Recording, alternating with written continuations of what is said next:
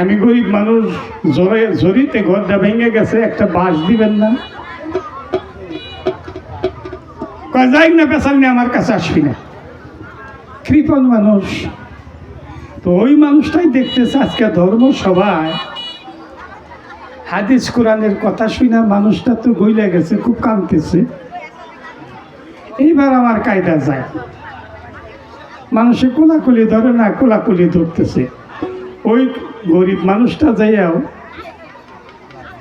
ওই ধনী মানুষটার গলায় ধইরা কোলাকুলি ধইরা কানের কাছে কইছে, হুজুর একটা যে বাঁশ চাইছিলাম,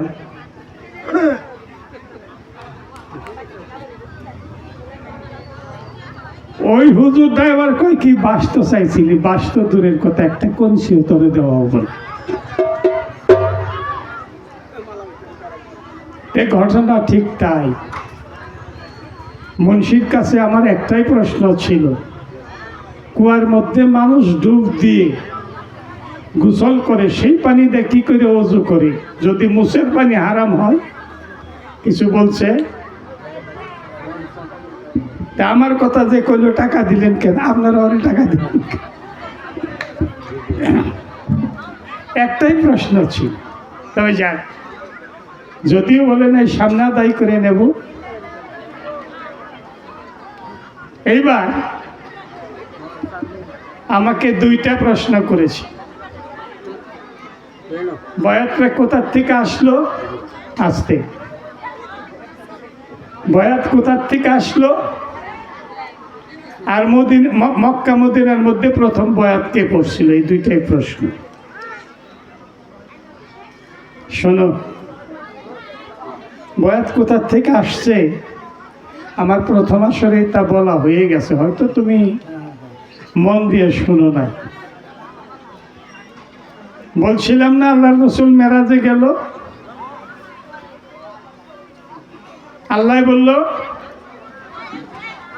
বায়াত করে আমার দরবারে আসতে হবে, বলা হয়ে গেছে।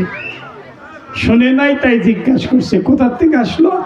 আল্লাহর দরবারের থেকেই মেরাজটা এলো। পরিষ্কার কথা, বেশি লম্বা চড়া কইরা দরকার নাই, মানুষ ছুটাছুটি।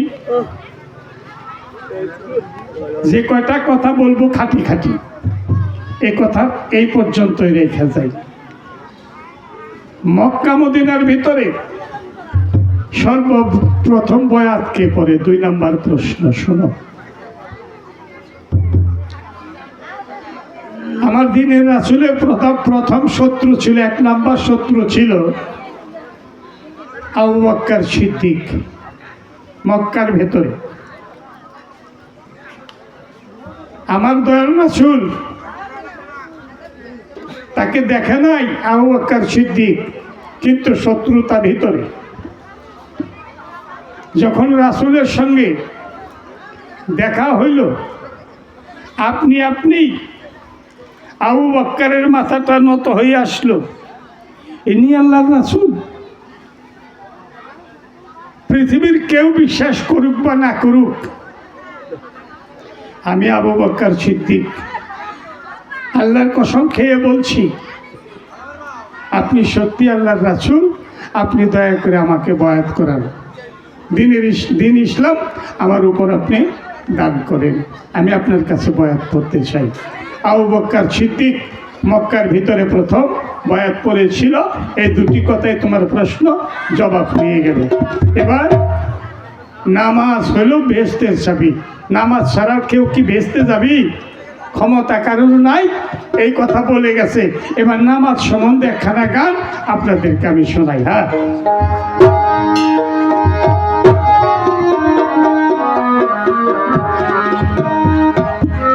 নামাজ নয় গাছের গোটা, বেঁধে পারবি বাঁশের কুটা। নামাজ নয় গাছের গোটা, নামাজ নয় গাছের গোটা।